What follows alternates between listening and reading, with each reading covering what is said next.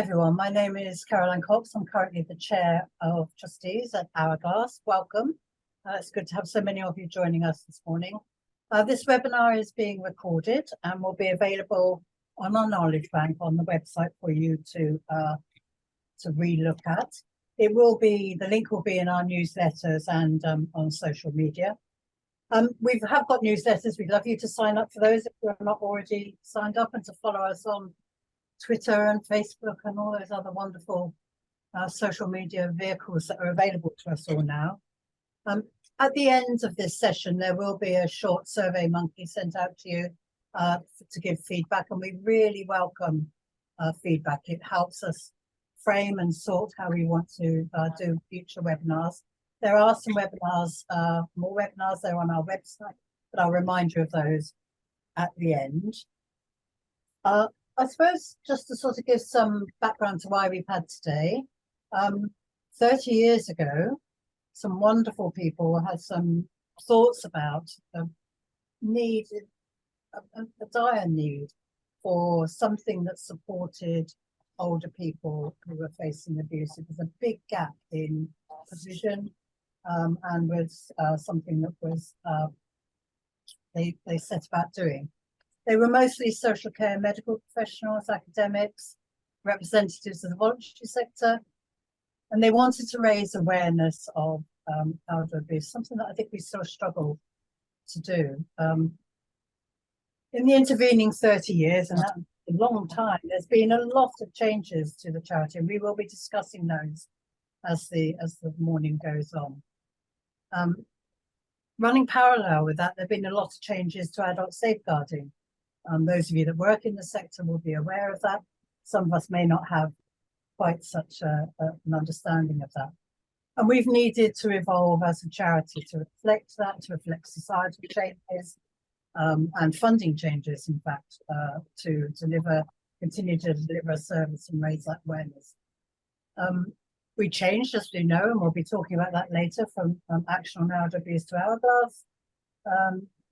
And we're looking to the future for the challenges in the future and opportunities that we will have for ending the abuse of older people and helping people have a safer aging for everybody.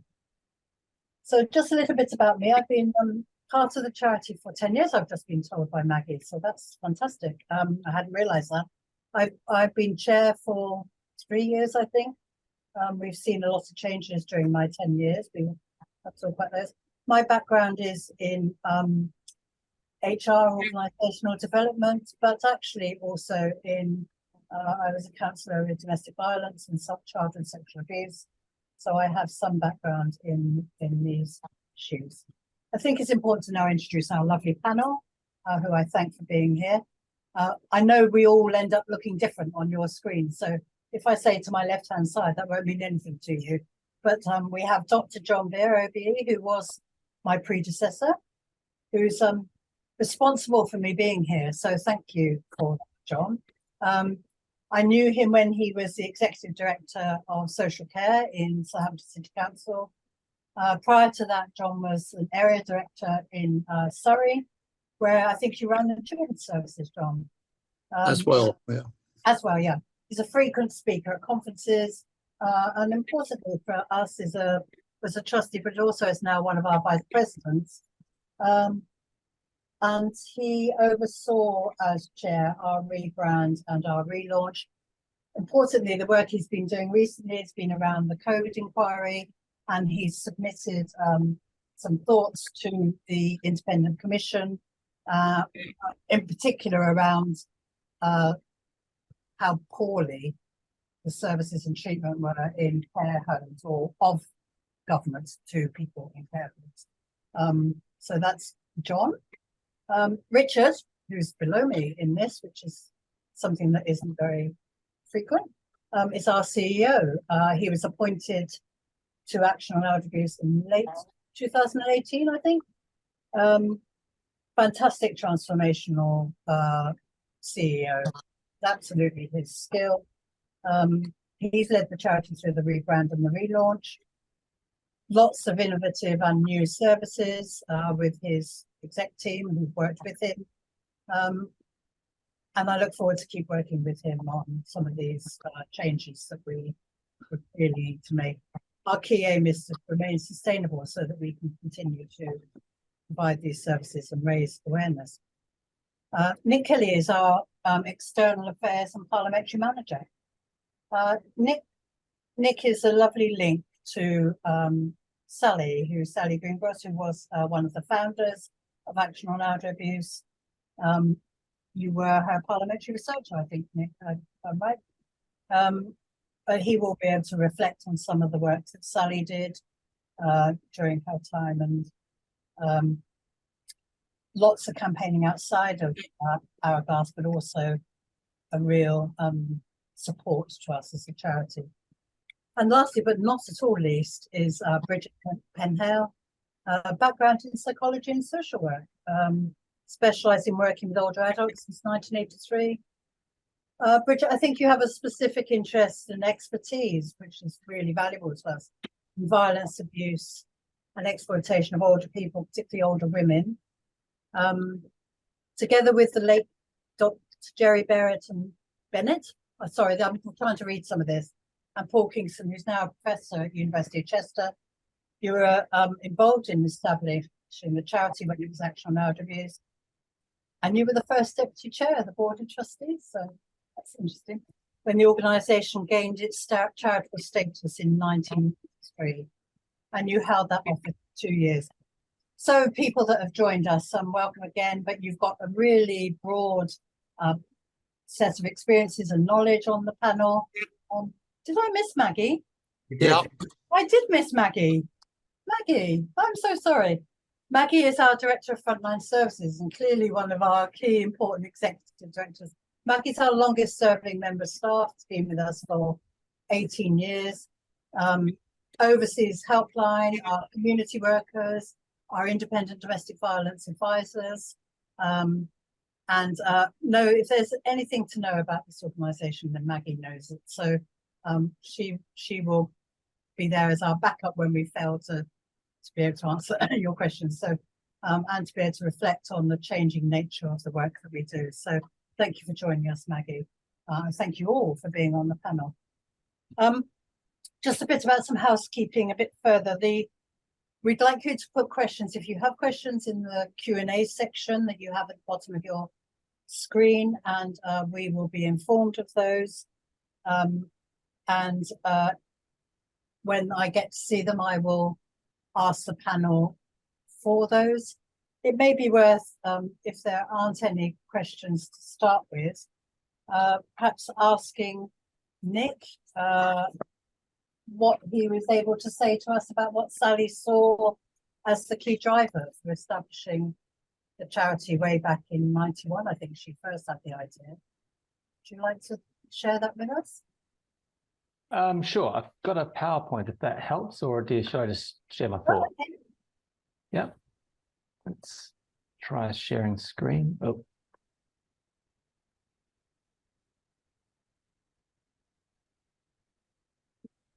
We were saying earlier how wonderful IT can be until it doesn't work.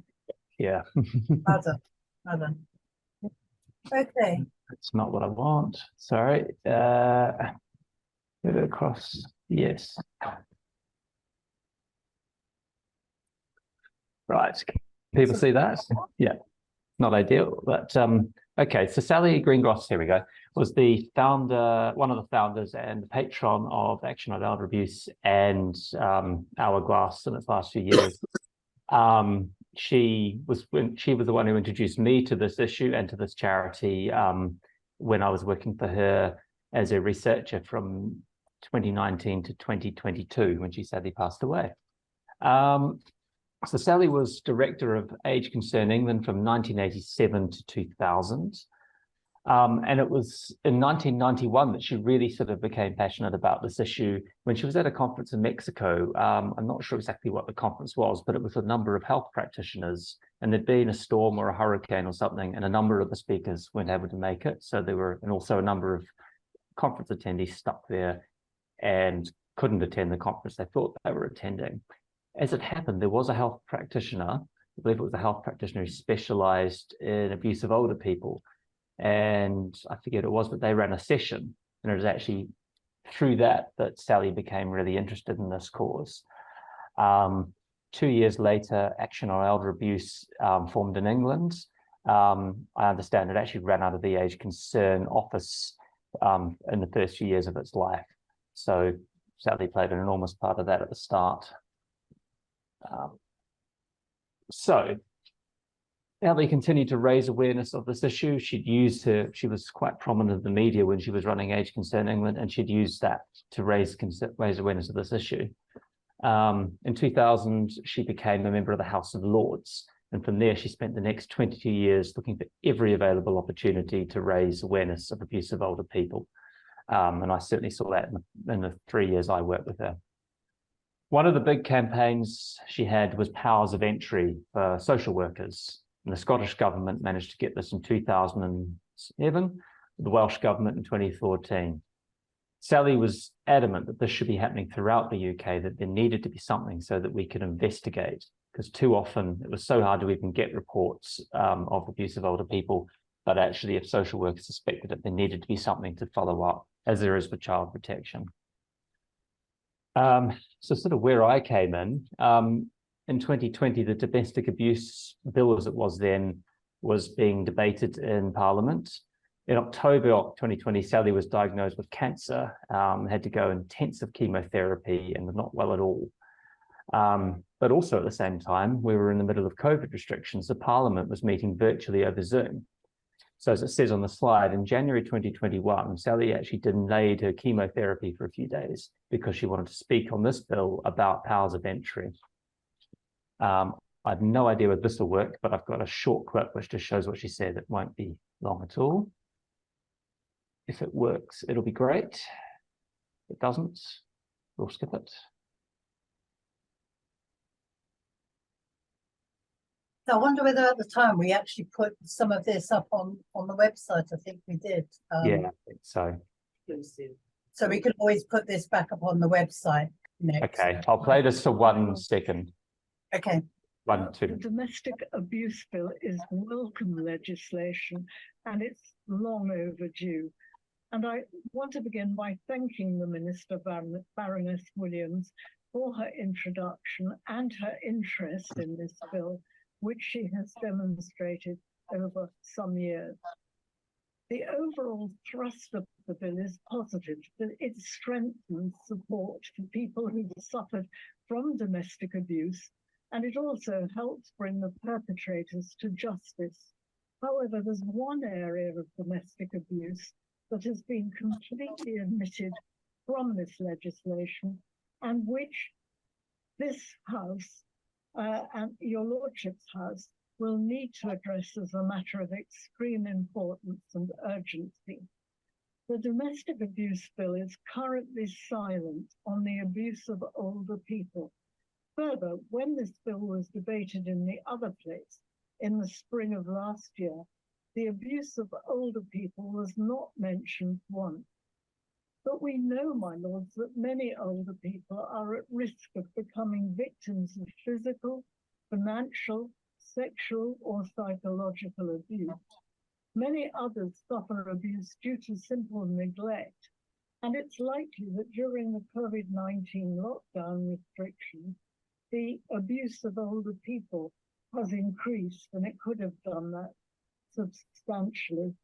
Right, I'll leave it there, but you get the idea. And that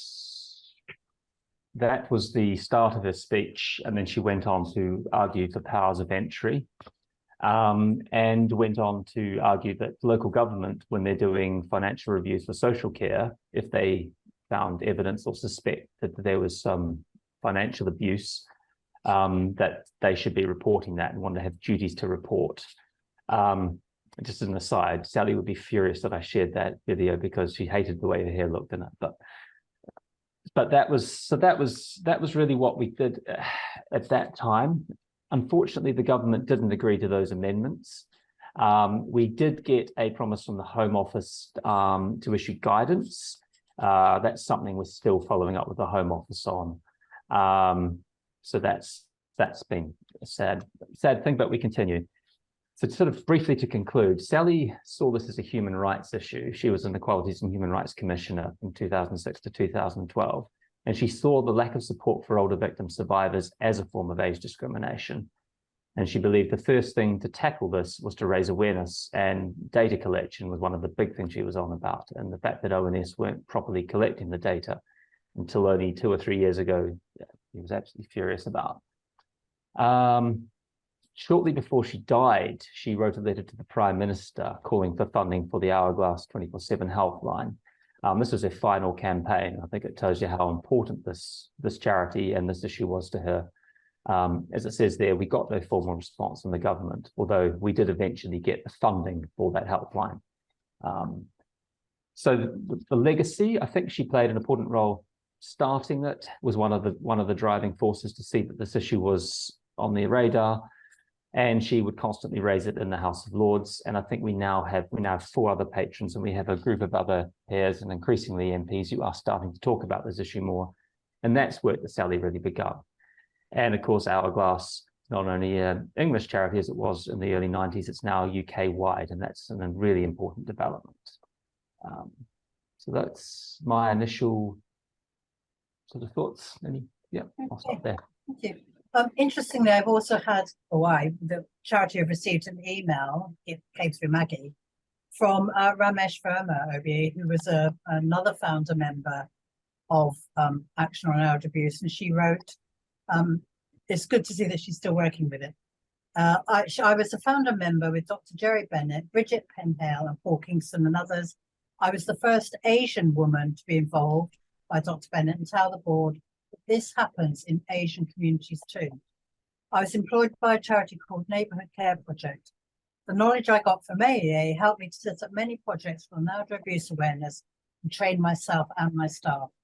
Unfortunately, she's not able to join, but it's really good to see that people, having become involved, continue with those messages and with that work. So there will be some people listening today who will remember Ramesh. So I thought it was important to share that with you. I don't see any other questions coming through. One of the things I think I said earlier was that safeguarding older people has changed radically as well during the last 30 years. I wonder, John, and others, whether what you see as the most welcome development in safeguarding older people, and maybe a little bit about what the gaps remain. Anticipating this question, Caroline, at one level I thought that AEA and Hourglass have survived is one of the greatest achievements, because during my time in the chair, I was increasingly aware and became more knowledgeable of how difficult it was to get people to pay attention to this ip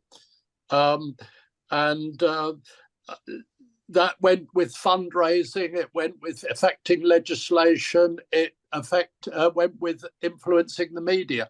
I think there has been a welcome extra interest in the media, and that is important. I've always found that opposition MPs and shadow ministers were always very interested in the subject until they got into power, and they rather forgot it. And I was struck, I think, when Nick talked about the way that we couldn't get amendments to the bill achieved. And I was struck at that time because I remember it very well, that it was actually easier to get into a house to see a dog than it was to see an older person, because the RSPCA had more rights than social workers to get in. And I can remember the Prime Minister at the time, David Cameron, saying, my MPs won't put up with social workers having another power of entry. I think that was a misunderstanding, because it would only have been with a court order. It wasn't social workers saying, I'm going to kick the door down. And I think those issues about how we address the fact that there is so little knowledge about this. And I suppose, just to finish, I still believe that most people think that domestic abuse stops at 65, that domestic abuse is something that happens to younger people, and suddenly this person, usually of course a man, stops being abusive when he gets to the age of 65. Nothing could be further from the truth. And as Nick alluded to, when people are alone in their own home and nobody is visiting, the abuse that can be perpetrated by their partners, by their children, by their siblings, by their friends is unrecorded and unknown about. And we have got to get people to understand this before they themselves may become victims. Okay, so really good, some really good points, John. One of the things that Nick said was Sally was really keen on the collection of data, and certainly one of the things that has changed radically about Action on Elder Abuse Hourglass is the way in which we collect data both from the helpline and from other sources. So Richard and Maggie, I don't know which of you would like to sort of answer that and say that some of the cases that we're getting coming through, and are we getting people, older people talking about domestic violence to us? Are you getting responses from the authorities when you seek to support those individuals? It'd be really helpful if you talk to that. Maggie, do you want to? I think since the Domestic Abuse Act extended it to just not intimate partners but family members, we've now seen that more professionals taking a better look at what's happening to older people and seeing domestic violence now in a different way. We've always seen in the past through all of our cases that domestic abuse in older people was a civil matter because it was a family member. We'd often get professionals saying, well, we can't intervene, it's a family matter, let's go, advised to go through the civil courts. When actually, if a stranger took our money or we were assaulted in the street, there'd be a prosecution. But for older people being abused by their family members, it was a civil matter. And so we have seen a change now with the Domestic Abuse Act. Excellent. Okay, Richard, have you got anything to say about that in terms of the data we're collecting? I think that we have more data available to us than ever before, thanks to the way that we've revolutionised that within the charity. And I think the charity's work in the last couple of years around things like the, specifically at the moment, the Northern Ireland Safer Aging Index, but with others planned for later in this year and into the future with Wales, and one we're doing for England and London and UK wide, shows how our credibility almost as an organisation that can bring these stats together and help look at what resources are needed across each nation, across each region of England, for example. The only significant issue we have with that, of course, is the lack of data from Scotland, which seems to be some way behind in their data collection, and that will make it difficult for us. But I think, as we're talking about the sort of journey from Action on Elder Abuse to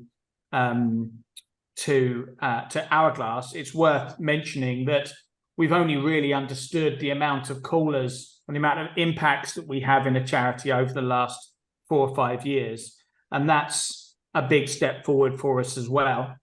And knowing that we were probably getting 4,000 odd calls per year, and then looking at the amount of times we have these touch points with victim survivors, their families, professionals, and knowing that that's probably going to hit around the 50,000 mark in sometime next year on an annual basis is incredible. So I think John's right in what he says about what traction and the fact that we're still here being a big step forward. But it would be, I think it's really interesting to reflect back on where the charity started and that basis. Thank you. I have two questions, one a question and one a comment. Kirsty has said that she shudders to think how many older people out there are suffering abuse behind closed doors, and clearly we do too. That's why we're here. This is a question about data. Emily's asked, in terms of the data, do you have stats about the age groups who contact Hourglass and the types of things people contact you about? Richard, are you able to answer that? Yes, I mean we have stats across the board there, but it's also Maggie actually may know this better than me. It's not always what stats we have, because we will have helpline stats from our CRM, the database we use for those types of information, and they're coded in certain ways to give us stats kind of statistical analysis. So yes, we will have that, all of that data. The more concerning thing, what I was mentioning a second ago, is looking at that data from a broader perspective. So looking at what comes from things like the police and crime surveys, and also looking at what governments, the 4 governments produce, which makes it really difficult.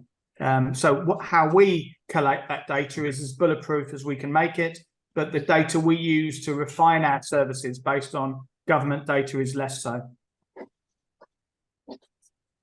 Okay, thank you for that. There's some more questions on there. I don't know whether Penny is picking them up and answering them. I can't tell from what I see. Herefordshire are trying to connect data around older abuse and would like some stuff from Hourglass. There's a question there, John. Can you see the one from Sean, Mark? I can't see the questions.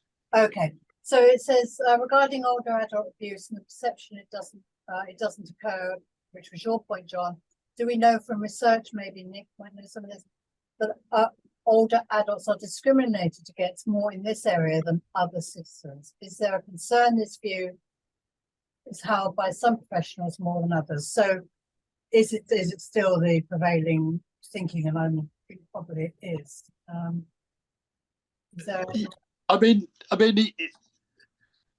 we should be really concerned about the way in which IT is totally disenfranchising older people.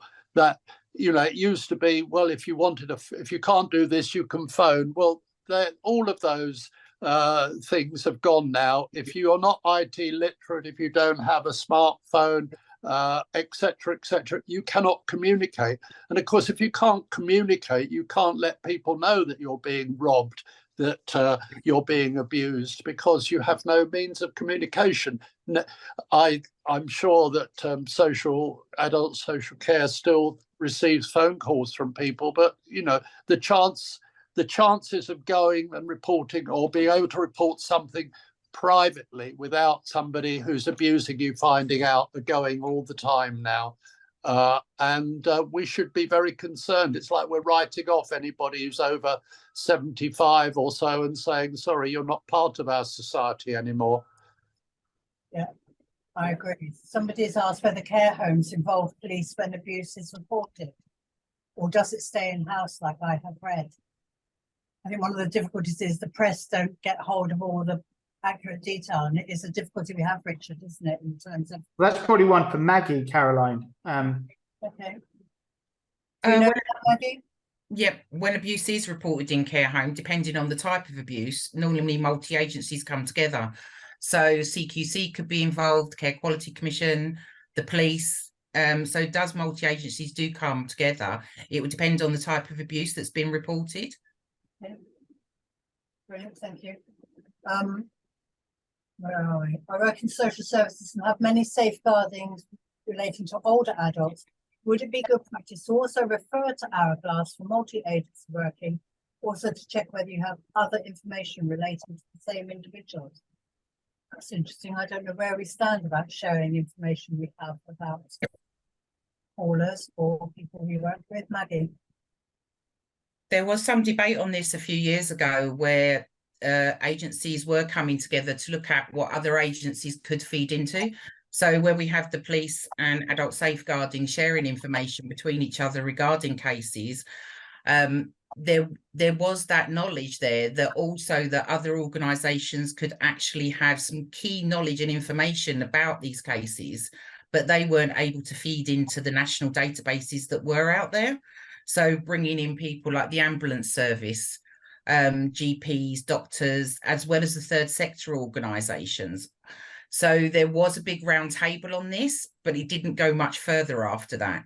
But the idea of, yes, third sector organisations, when we're working with these service users, they quite often reveal a lot more information to us about the abuse and what's been going on, but there's nowhere for us to, we can contact adult safeguarding to let them know about certain pieces of information, or to the police, but there is nothing that we can then access ourselves to feed into that.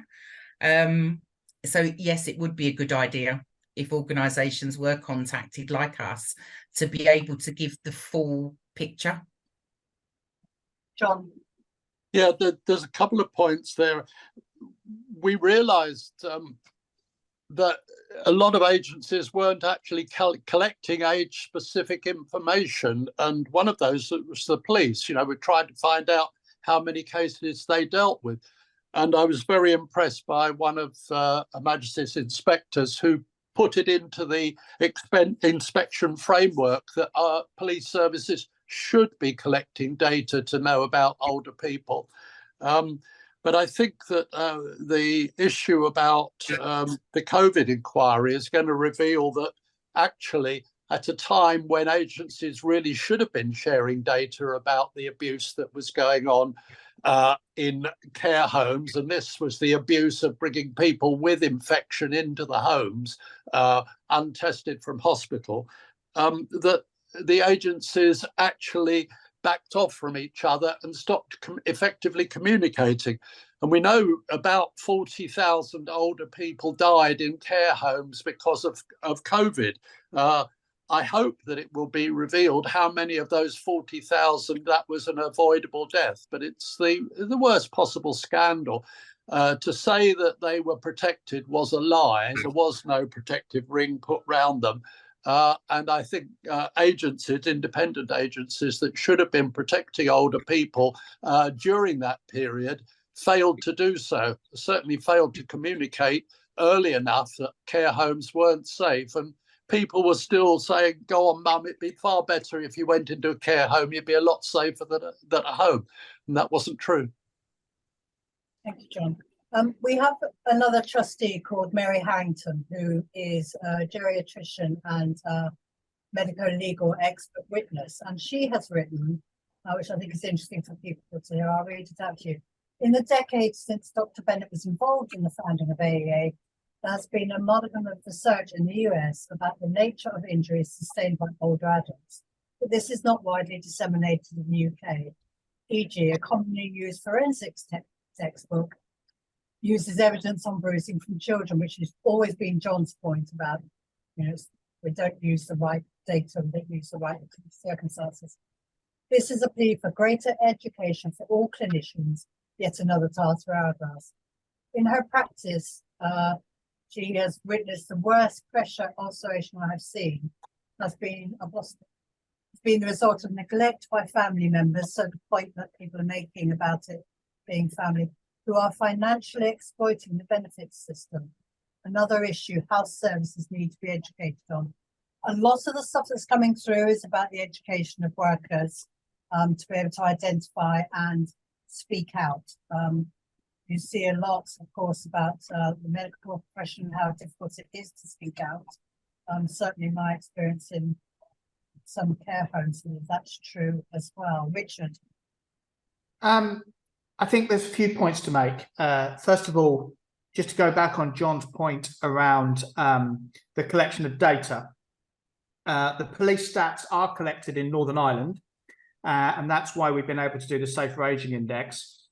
Our colleague, our Deputy Chief Exec and Policy Director, Veronica Gray, has led on those elements and has made it just nudged me to mention that fact. And also the fact that 90% of abuse actually takes place in the community. So whilst I think all the talk about care homes and training is really important, we've got to look at our own stats and our own resources and realise that 90% figure around the community is absolutely vital.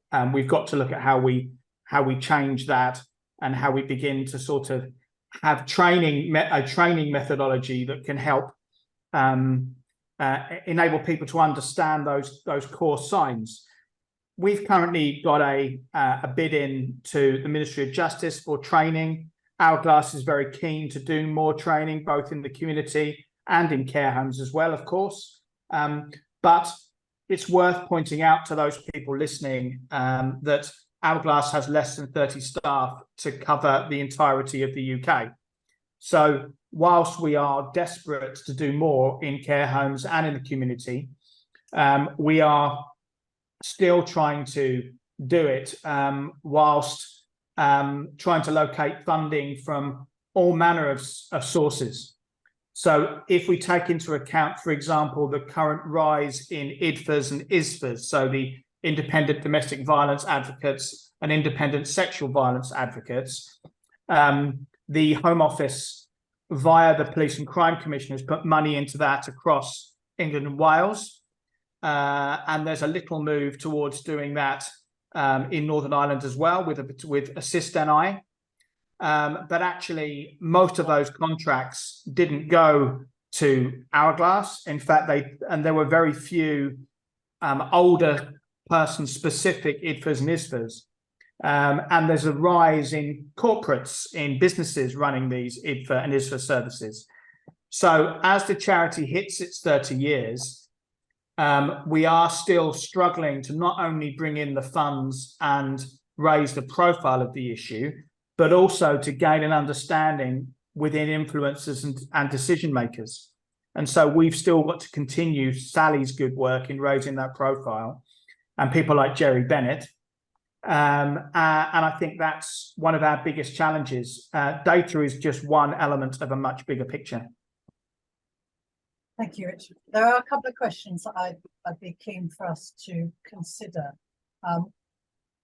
One is that from Bob Green and others, I think there's been a bit of a theme through some of the questions. Have you seen that lesbian, gay, bisexual and transgender older people have been more nervous about reporting abuse, or that organisations may not understand their specific experiences? And someone else has asked, I know, about whether we have LGBTQ plus data as well. So can I leave that, Maggie, with you and Richard, maybe, or John, whoever wants to answer that, really. Maggie? Yes, we do collect data on people's sexuality, and we do have service users in that group.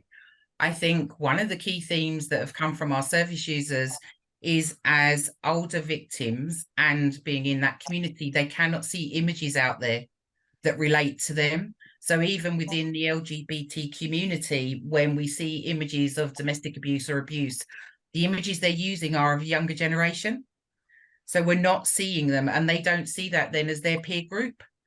So they feel they're still on the they're on the outside of the LGBT community and on the outside because of their age. So they've got no one to go to, they feel.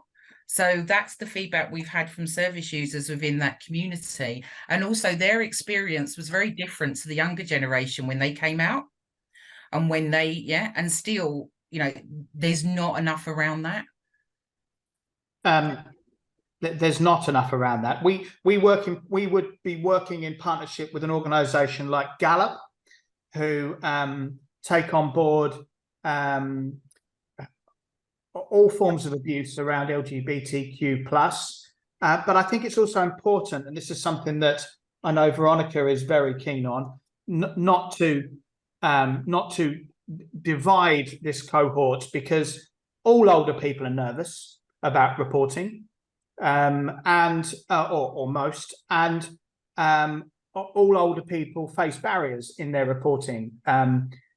Male, for example, male victims have issues around pride, that we know that the amount of male victims we get is a tiny proportion of the amount of real figures that are out there. So I think how we work with ethnic minorities, how we work with LGBTQ plus, how we work with men, and also our challenges around where the abuse of older people fits within a hate crime mentality is very, very difficult for us. And I think one of our biggest policy challenges is to navigate our way through that careful balance, and also to work out where our resources can be best used. And again, that's why something like the Safer Aging Index is so important to us, which will help us look at those resource issues. You. Another common theme coming through some of the questions is about people that are older people experiencing abuse from a partner who has dementia or Alzheimer's or other difficulties. We have, she's written, Emily's written, we have lots of cases of the partners being physically and emotionally abusive, and they feel they are trapped as they need to care for their partner and put up with it because they have dementia. People seem to be of the opinion in where she is that this would not constitute as abuse. What is your view, and how would you suggest to support people who are going through this? I think we do pick up this quite a lot, don't we? That's probably one for Maggie. Maggie? Yeah, we see a lot of people with dementia and Alzheimer's, where the person who's being abused has to support them and care for them. They're still being abused. So even though that person has dementia and Alzheimer's and may not know, we also try to look at, did that person before they had the dementia and Alzheimer's, was there abuse in that relationship for 30 years beforehand? It is digging down into what actually the case is and what has happened, then looking how we can support the service users. Our community response services, where we have IDVAs, work with these individuals to put in safety plans, but we also do look at the person who has the Alzheimer's and link in with other organisations to see that they're getting the support that they need. It could be they may need a change of medication. It could be that actually the person who's suffering with the Alzheimer's or dementia, the reason they're having outbursts is because they've got an underlying illness that hasn't been detected and they're in pain. So you do have to look at every single aspect of the case, to make those choices and decisions. But our IDVAs work with the individuals to make them safe, to look at all their various options, but also then to look at what's happening with the person with Alzheimer's and dementia. And is there something else going on that's causing this abuse? Okay, thank you. John? Yes, I mean, that all goes back to the power of entry or right of access, that if you can only see the older person with the person who is abusing them, you're not going to find out what's happening. And that is such a difficult thing to achieve. I mean, nobody would accept that you only talk to young people or children who are being sexually abused with the abuser present. And yet it does not seem to get through to Parliament that older people need similar protection. No, true. Peter Lindley said, and it's an interesting thing around the discrimination and that Sally was forward. Ageism is stitched through every aspect of our society, often at a level that people contributing to it are unaware of the impact of their actions, or often lack of actions on older people. He attended a seminar yesterday to inform the local voluntary sector about plans to integrate health, social and voluntary sector. Not once on the many PowerPoints, the presentation, not once was the older people mentioned. So 3-4 different services, all there supposedly to support older people, none of which mentioned older people. It's worth looking at the work we did about Last in Line, which is on our website and on the Knowledge Bank. It's worth looking at the stats that we did around that and where the abuse of older people fits in that four-nation perspective. The not only do parliaments not talk about the abuse of older people, they're more likely to be talking about grouse shooting. This is a fact, by the way. They're more likely to be talking about grouse shooting and parking issues than they are about the abuse of older people. People are more likely to be talking about the abuse of animals or think about the abuse of animals when they think about abuse. And this is horrific. It's something which makes our job all the more difficult when there's such a lack of understanding. And I think that continues to be our challenge in 2023. I would really be interested if we can get Bridget back to find out what it was like back in 1991 to 1993. But at the end of the day, all we can do is continue this battle to bring this stuff to the fore. And that's why things like our 4 new patrons, the one for each nation we support, and continuing the work of Sally is so important. But I think I've seen a couple of questions on here about people who work in women's centres and IDFAs and so on and so forth. We are really, really keen to work in partnership with all of these individuals, and we want to broaden our service base. But we can only do that not just with funding, but with a greater understanding from across all of society. And that's where the buck stops, really, I guess. Thank you, Richard. Nick, and then John. I mean, I think part of it's, I mean, we talk about it as being age discrimination. Actually, a lot of it's unconscious bias, both from politicians and from service providers. You know, people's unconscious bias. When you say domestic abuse, what comes to mind is generally a younger woman. That is the stereotype of an abuse victim survivor. And it's breaking that, which is sometimes harder than overt abuse.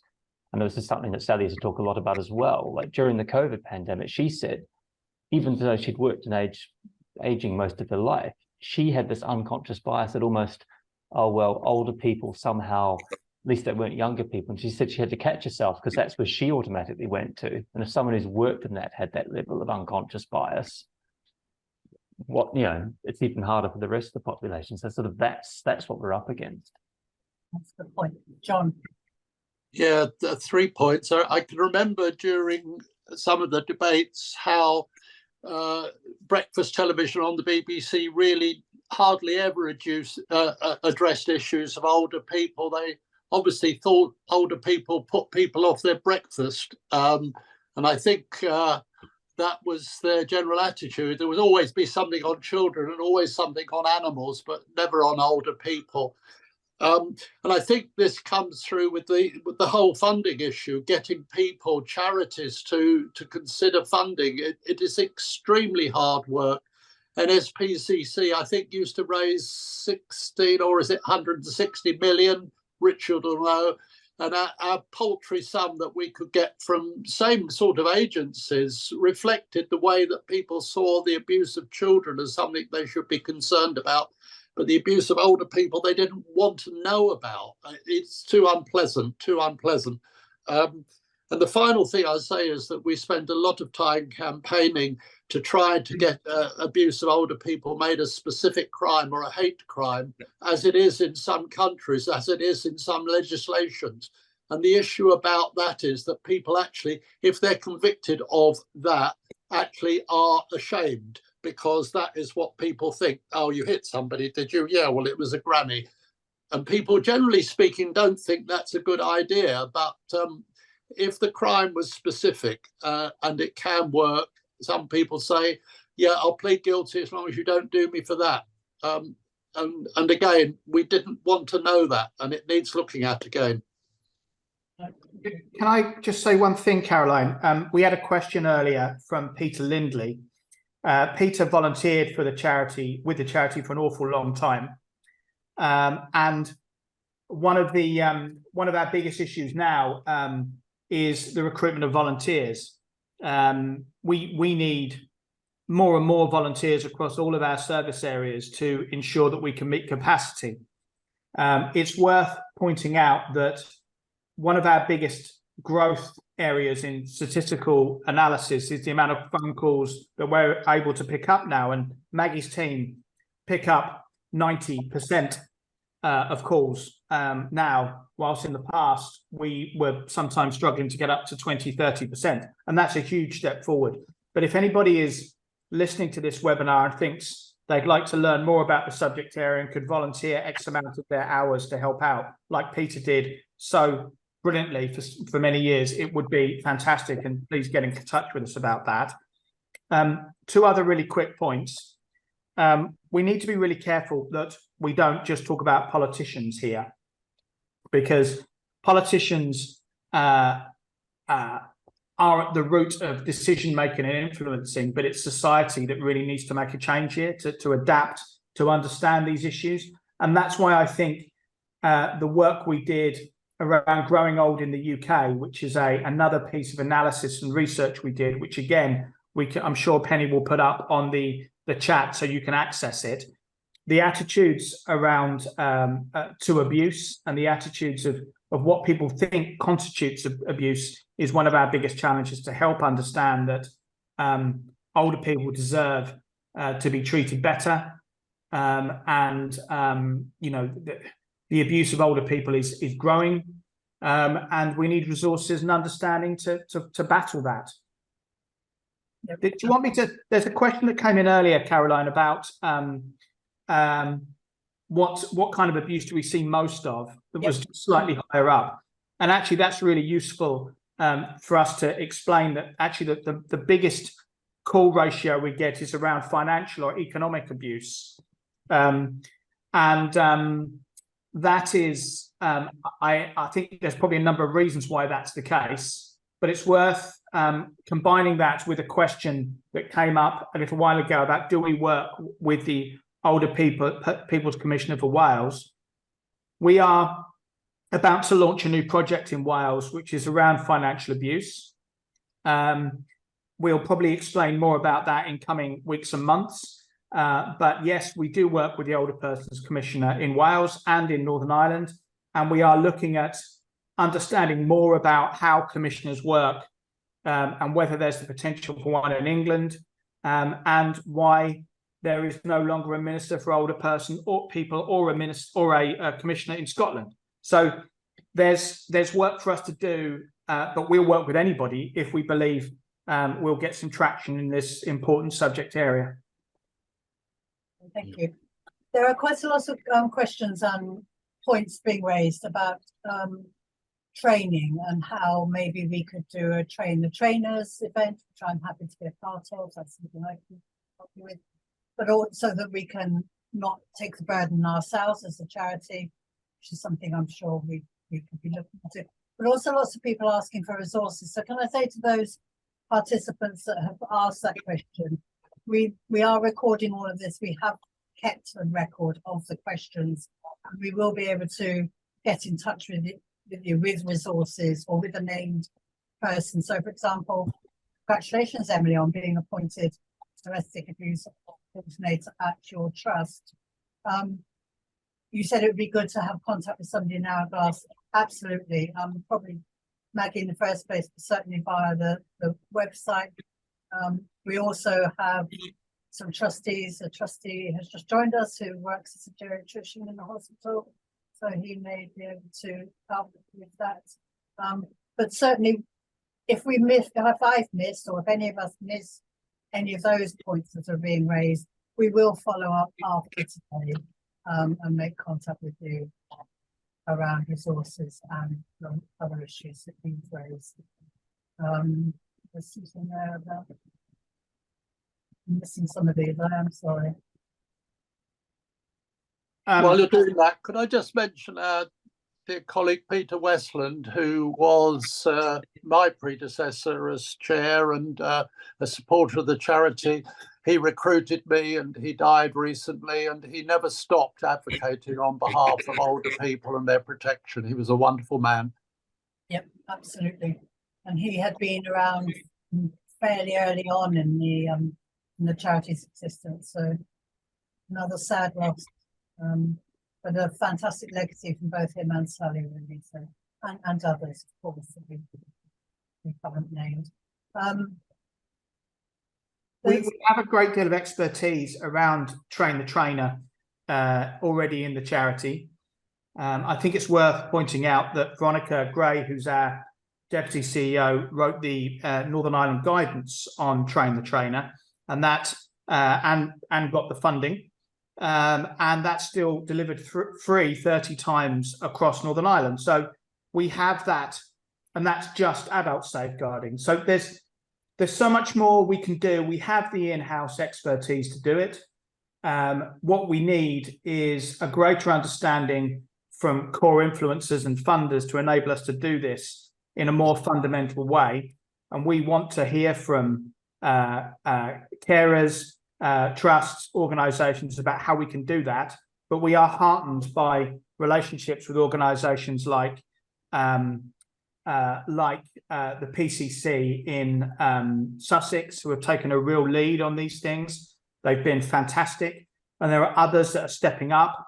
But we should really mention Sussex, who who have gone out on a limb to look at ways of having IDFAs and ISFAs for older people and LGBTQ plus and others. And we've done an awful lot of learning from our own community response scheme that we set up during the first weeks of the pandemic. So there's so much more we can do. Thank you. An interesting question following on, I think this is a hard one probably for us. What is our perspective on challenging ingrained generational attitudes towards women, specifically patriarchal notions? Anybody want to tackle that one? That's probably not one for me. Maggie, do you have anything there? These images and what people believe in society have been around for so many years, and breaking down those barriers has been one of the hardest things. I think the generations we are seeing coming up now need to be educated, going into schools, going into colleges, doing our best in society to have those positive images that are out there for older people. We saw a change where people in society now don't frown upon seeing somebody of 80 working in a supermarket, whereas 20 or 30 years ago, people would say you should be retired by the time you're 65. So it is educating the generations that's coming up and putting out as many positive images as we can. I understand Alice's point, which is about patriarchal notions towards women, potentially ingrained in generations. From a woman's perspective and working with women in another charity, I recognise that continues to be a real issue.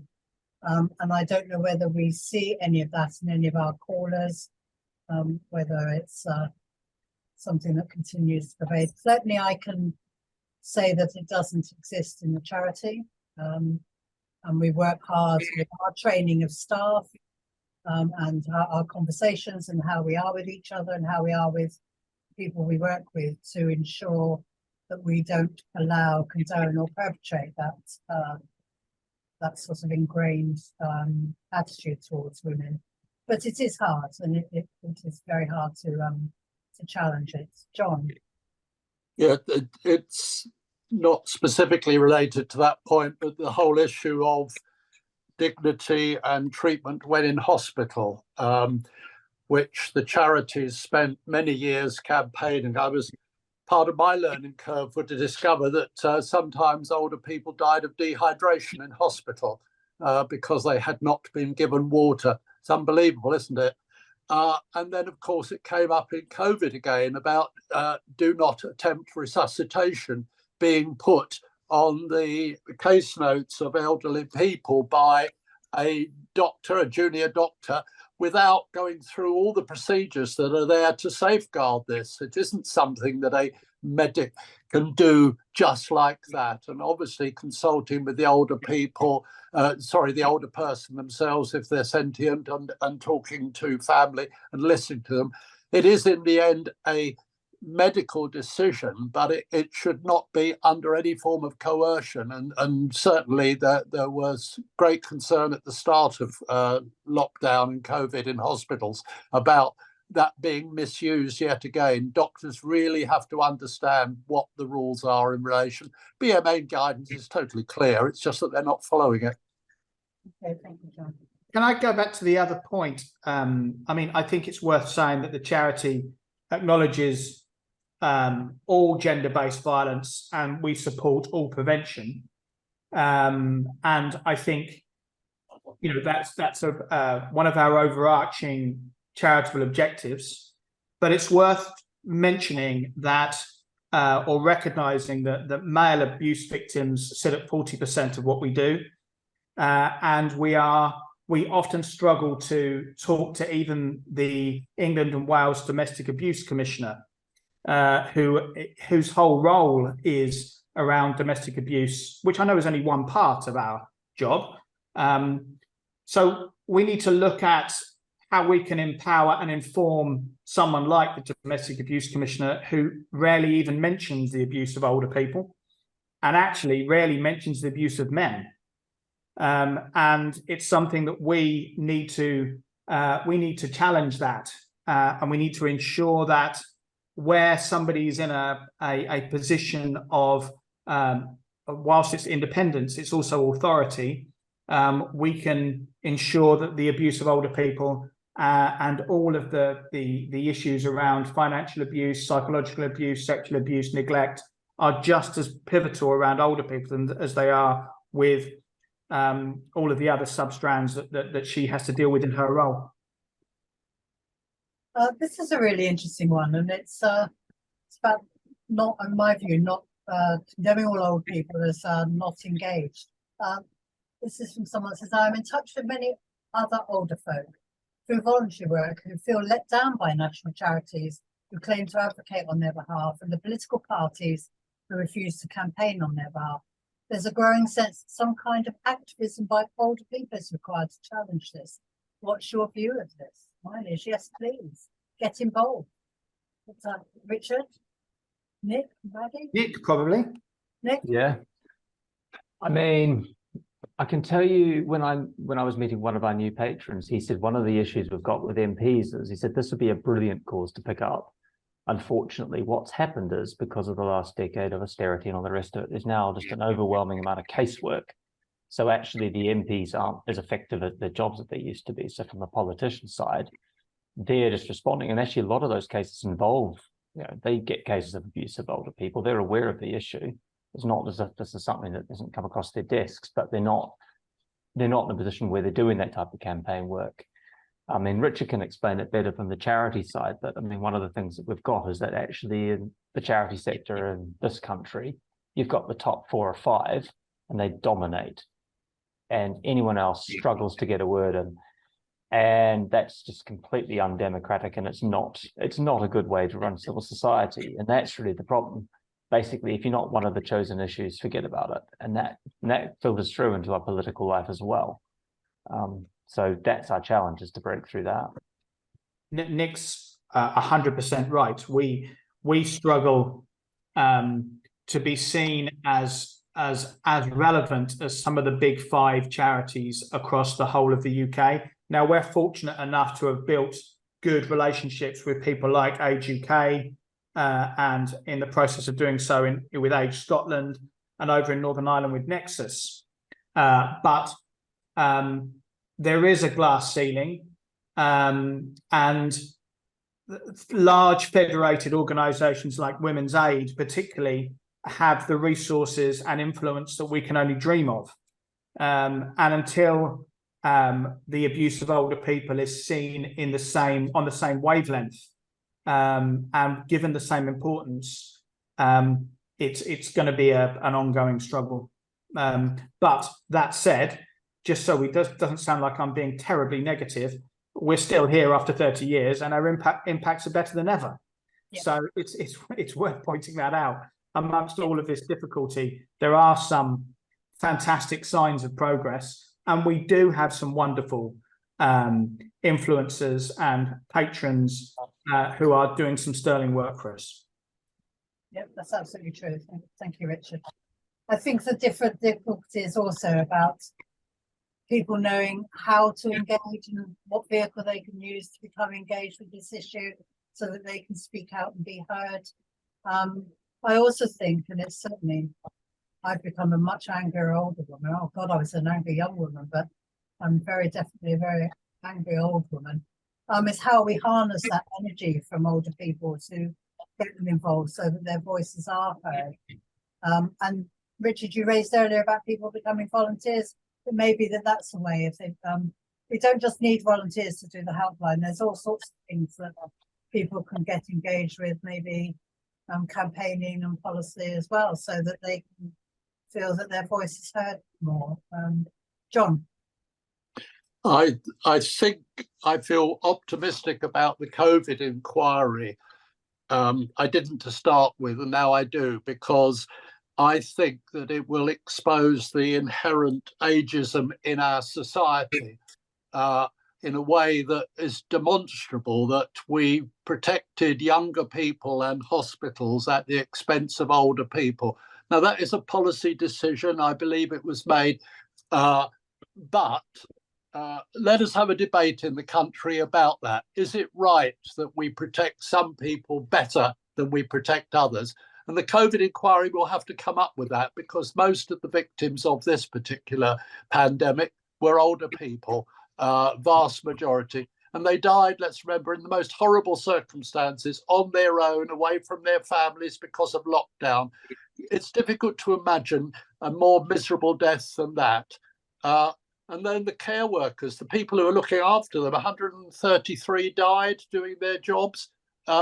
This was, again, discrimination against people who should have been looked after and protected. The absence of PPE, the absence of diagnosis, all sorts of things will come out. And I feel confident that that will expose, because the media are interested in this, this will expose how we see and perceive and protect and look after older people. Yeah, it'd be a good vehicle for raising that issue. Thank you, John. Thank you for the work that you're doing around that. It's really helpful. Somebody's written something. We were here today to remind us to celebrate our 30th anniversary and 30 years of significant change. But somebody's put, Nicholas has put, congrats on the past 30 years. What are your key goals for the next 30, Richard? And do you think we can call time on elder abuse in that time frame? Yes, we can. Richard. Okay, I think there are 2 points there. If that's for Nicholas, I think it is. Then thank you very much, Nicholas, for the work you did with us around the rebrand.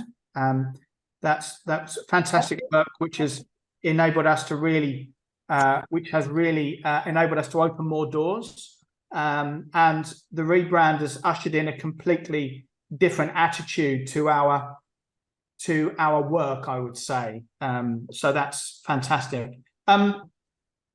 Well, the next 30 years needs to be more about, we launched something called the Community Response Programme back in 2020, I think it was, August 2020. First of all in Scotland, and then across the rest of the UK to various degrees, which then paved the way for our work with ISFAs and IDFAs, and potentially in the future IMHAs as well, which is mental health related. We really need touch points in every nation, every county, every region in the UK and in the Republic of Ireland as well, to enable us to save and change more lives of older people. It's really that simple. You'll see in your towns and cities and villages that you live at that there'll be representatives from animal charities, from cancer charities, cancer research, Alzheimer's charities, and the abuse of older people is just as important and is just as relevant as all of those charities. And we need to strive to get that footprint in every nation and every city and county across the 4 nations we support, but hopefully. So that's one of the big operational things we need to do. We need to ensure that we look at the specialisms within our role, like we're doing with financial abuse in Wales. We need to look at things like whistleblowing in care homes, which something that we as a charity need to do more of, and how we work in care homes is a really big, important thing for us.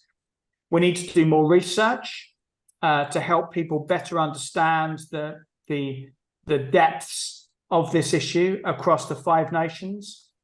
And we also need, from a policy perspective, to be in the ear of more politicians, influencers across those 5 nations. And I think we're very fortunate to have such a vocal policy director in Veronica Gray, who's in the ear, I think, of most politicians, working with Nick at the moment. So there's a big job for us to do there. I'm actually quite positive about the future in the respect that from where we were just 5 years ago, we are at the table now more than we've ever been. We're talking to the right people. We're invited to the right meetings. The next step is to get those people to listen in a more fundamental way. And I've mentioned the Domestic Abuse Commissioner. There are others. We don't talk to the Department of Health very much, which is very difficult for us. And so and the same is true in places like Northern Ireland, where we need to, where there's no executive or there's no assembly operating at the moment, we have a locked door there. So how do we talk to the right people to get the changes put out? It's very challenging to get a seat at discussions in Scotland, but it will be helped by someone like with the patron we have with Lord Fawkes in Scotland, and likewise in Wales with the new scheme we have there. It's very difficult for us to have that footprint in every part of England, although we currently need to focus more on the north of England, where we don't have any staff member at this moment in time. So we're looking for funding to achieve that. And I think really which sounds like a small beer thing to say, a small thing to say, but Hourglass needs to be in a fundraising force that people think about giving to. We have very few individual givers, very few. We have very few corporate givers, although people like Just Group, who I should mention, who have been fabulous in their support with the walks that we've done recently in London and Belfast and other things they've done with us, and people like Solar, Society of Later Life Advisors. We have a growing cohort of people that are there to support us. Anthony Gold as well, and Aviva. We need more people like that to take us seriously and work with us. That will make change. And I was able to stand up at the meeting in Belfast, at the walk in Belfast, and say that their funding will enable us to bring in a new member of helpline staff. How many charities can say that, can actually show where their money is going in a real-time basis? So that's a big challenge for us. But I think we should also reference some of the past as well in a really positive way. My predecessor, Gary Fitzgerald, did a phenomenal job in raising the profile of the charity, of the issue for an awful long time, working so well with Maggie across that period of time. There have been some phenomenal trustees who have put in such a shift with us, including John and Caroline and others. And we need to reference those people who have given up so much time to enable the charity to make the lengths, the jumps and leaps we've had. Because 30 years is a huge length of time for a charity that's had to battle so hard. And I think it's also worth saying that we won't get anywhere if we don't hold on to some of the fabulous stuff we have currently. We've mentioned Maggie as our Director of Frontline Services, and Veronica as our Deputy Chief Exec and Policy Director. But we need to be able to develop the stars that we have in the charity and see them flourish into the future, because without that understanding, the abuse of older people will still be underground. Thank you, Richard. That's fantastic. From a governance point of view, trustees, as Richard said, there have been some amazing trustees in the past, and I include John in that, of course, who have committed energy, experience, expertise to this charity and helped sustain it through those 30 years. One of the things that happens in any organisation is that there are many changes made, and we have recently gone through a major recruitment of trustees and have now again got back to a place where we have got trustees in all 4 nations, and some of the work we're going to do this year and some of the things we're going to do going forward is to establish councils in each of the nations where we can involve people from those nations, bringing together issues from those nations, so that we don't stay as centralist as we sometimes end up having to be, and that's a consequence of funding and so on. So there's some activities that the board are going to do that will help, hopefully help the charity to spread the word out there and to allow people to become engaged with us as a charity, that I think will hopefully enable all of the stuff that Richard has been saying. And we think we have made a really good appointment in our CEO, and I do this every time I meet, but I would like to thank him for his innovation and his drive, and the board for some risk taking. Sometimes in this game, you have to take risks. I always called them experiential risks, so they're evaluated and assessed, but they are still risks. And the 24/7 service that we now provide was a leap of faith put forward by Richard, a fantastic idea. We took that leap of faith, and it's proven to be a really, really useful tool for people out there to be able to report in. So, it's important that we value those people too. But definitely, my thanks go to the staff team, fabulous staff team. So 30 people do all of this work you've been hearing about and that you can read about on our website. Please do go to the website. There's a lot of information on there that will give you a bigger, broader idea of what is done. So I don't know, Nick, whether you've got the picture first. And then can I just quickly throw Maggie under the bus a bit here in a very positive way? Maggie would have been with the charity for 20 years next year. Can I ask Maggie, do you mind, what has been what's your sort of take on things, and how have you seen things change over your nearly 20 years with the organisation? I think one of the best things I've seen is the drive from everybody who's worked here that we've always had, and that we've never given up, even in the most terrible of times when we've been down to 4 or 5 staff. We have still managed to get those messages out and continue to do that. We have seen a lot of positives that have come through when the Care Act came through in 2014 and the changes that were made there. Even things like DBS checks that came in 2012. And the CPS guidance, which we contributed to on prosecutions against older people.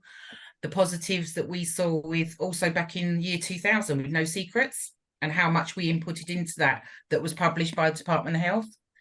So even when we've had not many staff, we've still managed to achieve so much. And that passion and drive, I think, for such a small charity, people-wise, the amount of work we've been able to do over these years. What I've seen change-wise in social care is very weird. We have seen so many pieces of legislation come in and guidance and good practice, but there's still more to do. Now, if policy and guidance and legislation does need changing, then we need to change it, and we need to keep trying to change it. What I have seen from our frontline services now, and how we now are in the heart of the community. So where we've had the helpline always since 1997, and then it went 24 hours. But the work we've been doing in the community, the feedback we get from the service users, we can see we're making a difference every day, but we need more people to do that. And I think one of the things I see again and again by going to meetings with the Home Office, with the MOJ, with people in local authorities and adult safeguarding, is professional curiosity is not being used. We fall back onto the Care Act, the guidance that's there, the legislation, but professional curiosity really needs to be used by individuals. If you think something is wrong, find out what's wrong, ask the right questions.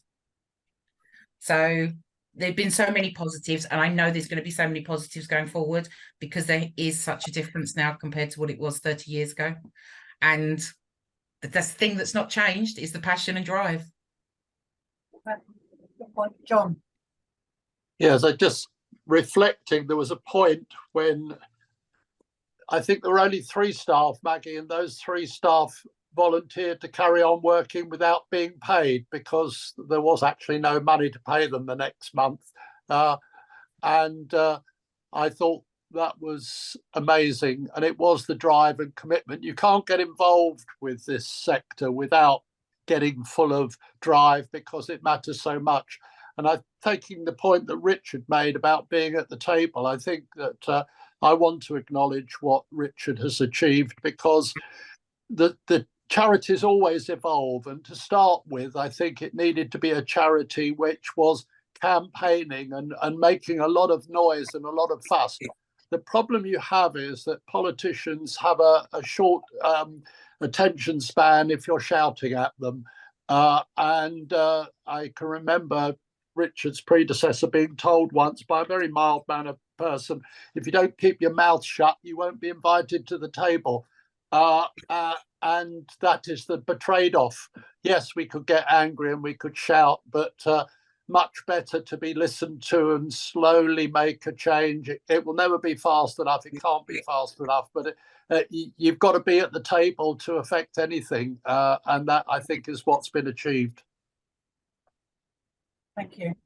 Nick, have you any observations in your short time with us and serving whilst you work with Sally? Yeah, so sort of 3 years I've sort of worked with the charity and a year with. I think one of the big things, picking up on John's point, you do have to be slow and patient. But the thing I think where we certainly do really well for our site is the quality of the research that we put out, the quality of the documents, of the evidence that we produce, and we do get listened to because of that. And we're taken as a serious force because of that. And I've seen that. I've seen it, people who didn't know anything about the charity, but they've seen our briefings, but actually know this is well researched, that stacks up. And that's, I think, one of the exciting things going forward is our policy units, which has just been established, grows. I think we're really going to get more influence that way. So, good point. Good point. Which actually demonstrates that this organisation is so multifaceted and generates so much different stuff, all of which contributes to the view that we are working towards safer ageing for all. So I want to ask you a question, Richard. You've mentioned a couple of times Safer Ageing Index. I don't know that everybody knows quite what is contained in that. We know because we've worked with it a lot. Would you just explain a bit what's in that data and how people can use it? Yes. So first of all, it's worth talking about safer ageing as a sort of a reference point, because older people face physical and attitudinal barriers that create sort of circumstances of actual or presumed age-related vulnerability. And so therefore, you know, this environment that puts older people at risk means that rather than just looking at abuse, we need to look at safer ageing as another descriptor. You know, we want everybody to be able to age safely, away from abuse, away from neglect. So therefore, you will hear more and more the word safer ageing within our narrative. And it's a term that was coined by Veronica Gray. She and we together came up with the notion of the Safer Ageing Week, which takes place every year in November. This is our fourth one coming up this year. Very, very successful. And if people are interested in getting involved in Safer Ageing Week, then please get in contact with us. But the Safer Ageing Index, the one that exists at this moment in time, and again, you can download it, or Penny might be able to put a link to it, is the Northern Ireland Safer Ageing Index, which takes a look at the different local council areas of Northern Ireland and how they can be ranked or rated against certain statistics and analysis as to how safe it is to age in those areas. Now, our policy team, Veronica and Nick and Danny Tatlow and others played a huge role in shaping that information, but we are blessed with the fact that there was more data available to us in Northern Ireland. It takes in things like health, population, crime stats, and again, the crime stats in Northern Ireland are uniquely useful and has enabled us to paint a real picture there. Now, we were funded by the Hallmark Foundation. I'd like to give thanks to them for doing that. And they will also fund us to do the same in Wales and England, and also in some of the regions of England as well. We will attempt to do the same in Scotland, but it's very, very difficult with the nature of statistics that are available to us at the moment. But we want to do this probably every 2 years and build a UK-wide Safer Aging Index about where it's safest to grow old and some of the challenges they've faced. And that will help third parties look at their own approach to safer aging, but also internally how we as an organisation can use our limited resources in a better way. Where, for example, is it safest to grow old? Where is it more challenging? What are the barriers to aging safely? And how can we work with partners to unpick those population crime stats, health stats in a more fundamental way? So it's a massive step forward for the organisation. And I would give real kudos to Veronica and her policy unit team in putting all this together. And I'm really excited about what we can do in the future with that policy work. So we're hoping to get the Welsh Safer Aging Index out over the next few months, and this will all go live on our knowledge bank. And, you know, we are grateful for everyone who supported that mission. Brilliant, thank you, that's helpful. We've just a few minutes left now, so I want to ask the panel for some closing thoughts from you both about the last 30 years and perhaps the next 30. You have a minute each. So I'll start with you, John. What are your final words to people joining the webinar? I think involvement with Action on Elder Abuse and Hourglass was one of the best things that happened to me. I was always a social worker who had equal interest in older people as well as children. Not all social workers did.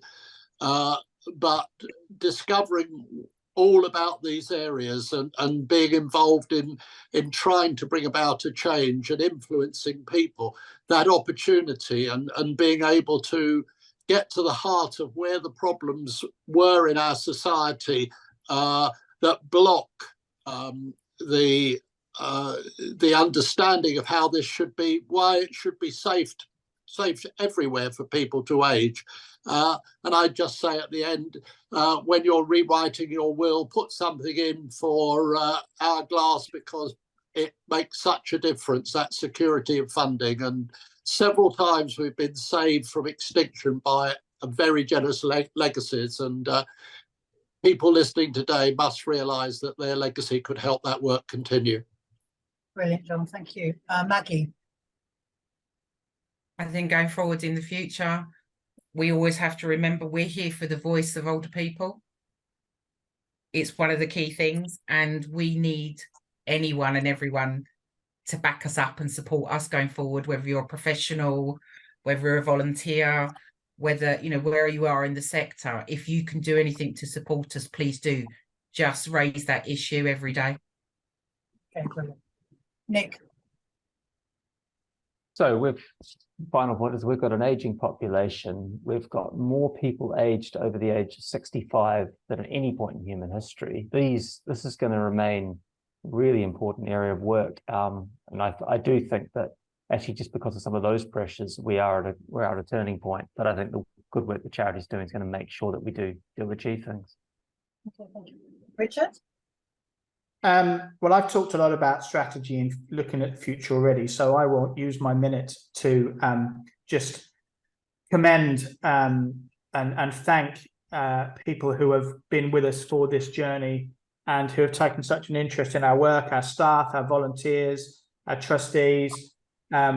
We have to hammer so hard on these locked doors to gain entrance, to make the abuse of older people give us some parity against other forms of abuse and other charities, and I think we've got so much to offer in such a dedicated staff team, and I would suggest strongly that if today has interested you and you've had a sort of a brief look into our work, then please make contact with us and make a donation, because donations are our lifeblood. I think that Penny will probably put up a link if you'd like to make a donation. But thank you to everyone. We really appreciate every pound of support and every minute of support you give us. Thank you. There's not much more I can add to that.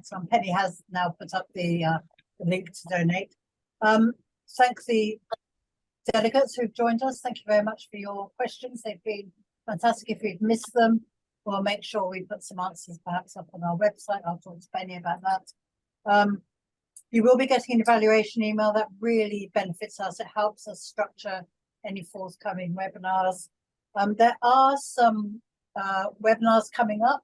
Certainly, there's one in October, 26th October, about the lasting power of attorney.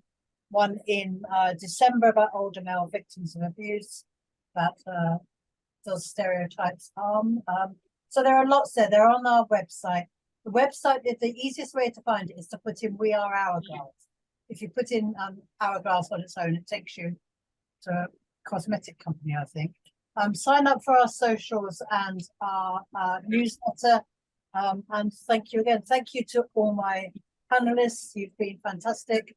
Lots of knowledge and interesting comments there. And thank you to Bridget if she's able to listen. I'm sorry she wasn't able to take part her IT.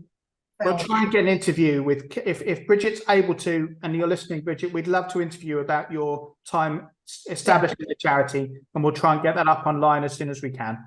Great idea. Great idea. Thank you very much, everybody. We now finish this webinar. Thank you. Thank you, John. Thank you. Thank you, Nick.